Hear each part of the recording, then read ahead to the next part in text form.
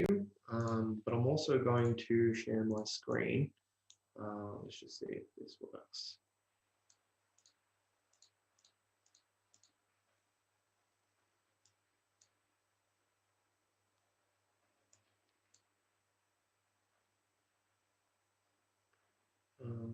So give me one sec. Okay, so I can see you, Kathleen.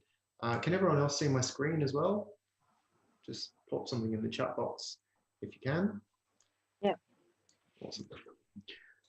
Great. So Kathleen, thanks for volunteering yourself. We're just going to have a bit of an exploration about this situation that you've got in terms of your job and not, now not your job, but also experience some crankiness about it. And so what I'm going to do is I'm going to explore this with you, ask you some questions, and track it on the virtual whiteboard. Is that going to be okay with you? Awesome. So I'm just going to draw a bit of a, here's you. And and so you mentioned being cranky. And so what is it that you're cranky about? Having no say in this scenario. Okay, and what's the scenario? Being released from my job.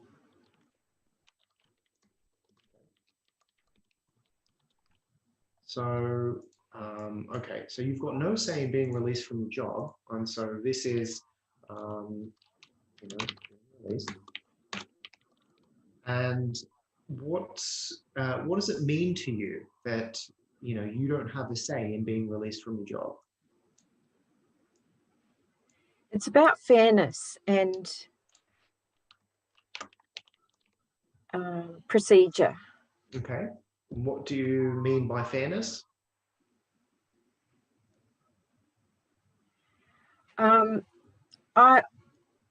I feel I should have been interviewed or consulted or spoken to rather than just dispensed with.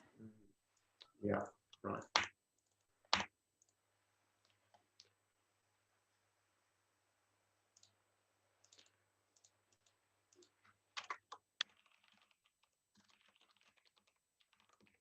And so what do you believe, Kathleen, about, that they didn't consult you and they dispensed you? What do you believe about that?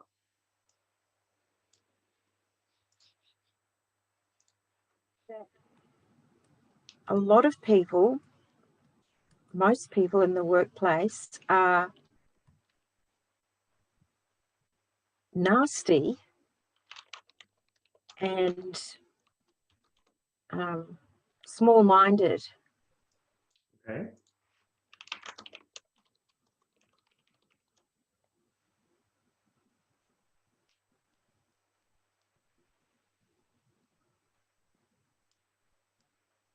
And so how does that relate to the fairness of not being consulted and being dispensed?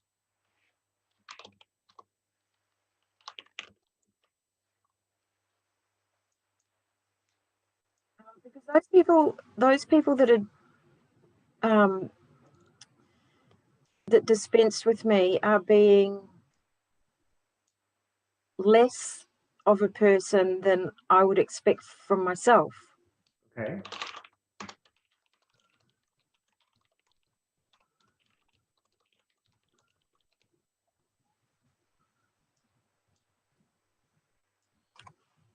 And so what's the frame of reference that you're holding in mind, Kathleen, about this people or this person being less than a person than you would expect? Being nasty, being small-minded. What's the reference point?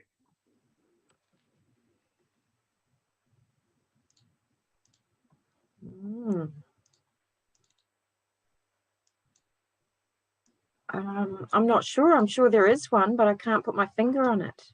Okay. Is there a movie that you're running in mind about this particular person being nasty or small-minded? Yeah, the movie is that internal culture wins every time. What does that mean?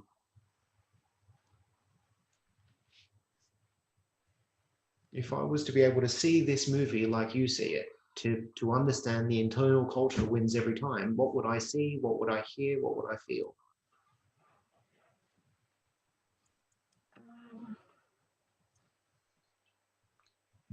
That you can paddle upstream, but you're not going to get anywhere.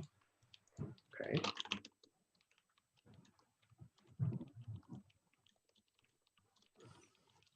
Is that a belief?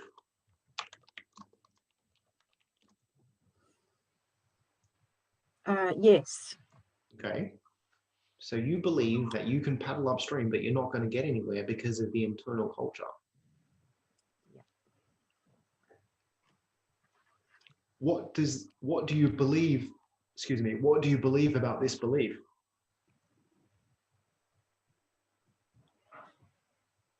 I believe it's almost intractable. What do you mean by that? Because it's been proven to me twice over that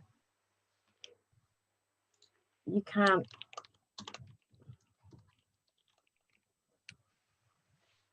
You can't what?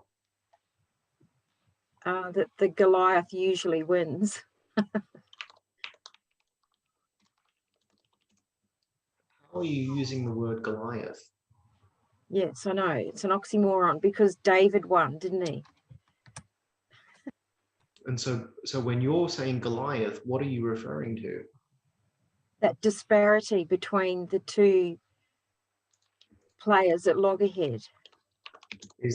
Are you talking about the organization? Are you talking about your manager? Are you talking about, the team, the culture? Who's the Goliath? Goliath is the corporation and the management and the culture. Okay. And so it presupposes, so this disparity, that it's been proved to you twice over that the Goliath usually wins, presupposes you lost. Do you believe that? Not entirely. Not on paper, yes, but on the day, no. But on paper, yes. Okay. What does it mean to you that you lost on paper?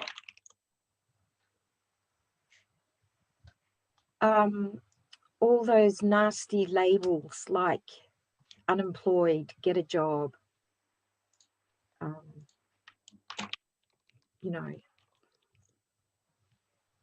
don't just get a job, get a better job. Okay. What does this say about you as a person, that you're unemployed, that you lost on paper?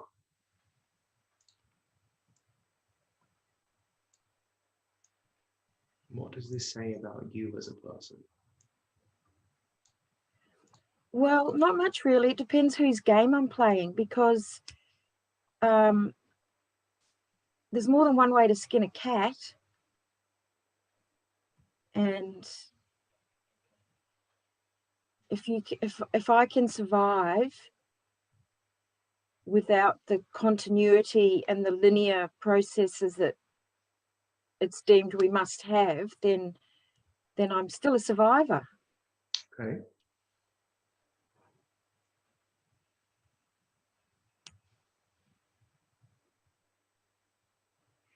As you say that you're a survivor, how does that feel for you?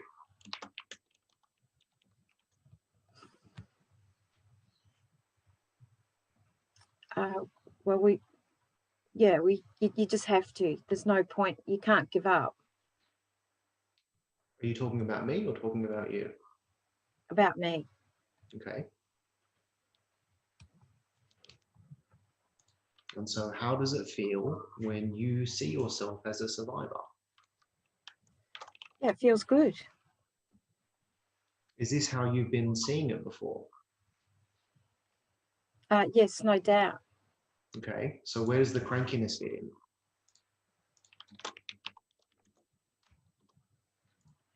in? Just that thing about common decency, the right of reply. Okay. And so this comes back to this fairness that you should have been consulted rather than being dispensed. Most people are nasty and small-minded. They're being less than a person that you would expect yourself. The internal culture wins every time, and you can paddle upstream, and it's been proved to you twice over that Goliath wins and therefore you lose. Is that how you do crankiness?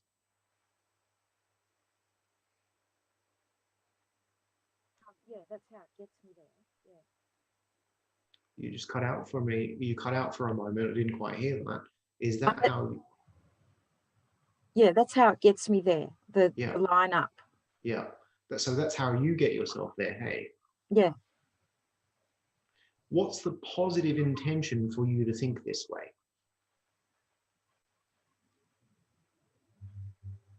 I suppose the positive intention is to say, oh, look at me, look what I've done. I've stepped over this giant obstacle, and I'm a survivor. Yeah. And so it sounds like the positive intention for you to think this way is to see yourself as a survivor. Yes. Now, can you see my screen? Yes. Yeah, great. Yes. So it sounds like, and correct me if I'm wrong, that this is the way in which you create this kind of crankiness for yourself. So in terms of being released from your job, you are saying, I've got no say in being released, and it's not fair. I should have been consulted rather than being dispensed with. And because I was dispensed, most people are nasty, small-minded, and they are being less than a person than I would expect myself. And really, the internal culture wins every time, that you can paddle upstream, but you're not going to get anywhere. And it's been proved to me twice over, Goliath wins and I lost. And so this is the experience that you get because you're going, I want to be a survivor, but you're getting cranky about it. And you're getting angry 5 weeks on. Is it serving you? Do you currently feel like a survivor when you're thinking about this 5 weeks later being angry about it? Serving me? No, it's filling in a little bit of time, that's all. But it doesn't serve me because I've already overcome that hurdle. I've already moved on, but it's just sort of ruminating. Yeah. And so what's the positive intention of ruminating on this? I suppose it's just going back and checking the details and saying, did that really happen? How could it happen? Why did it happen? Oh, shit, yeah, it's already happened.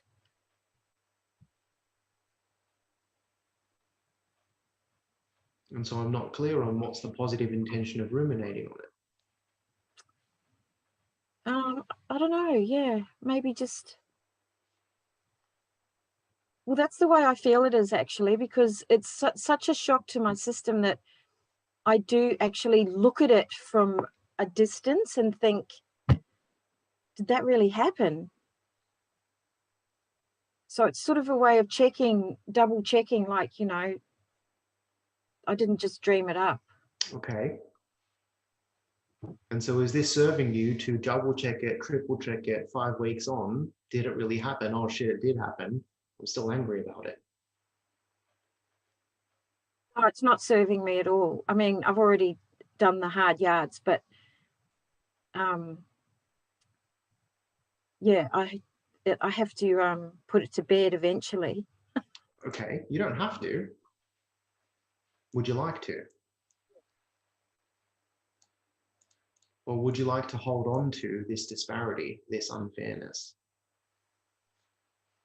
I absolutely want to release it. Okay. Now, if you could wipe the slate clean and think about this differently in service of being a survivor, what would you like to think differently?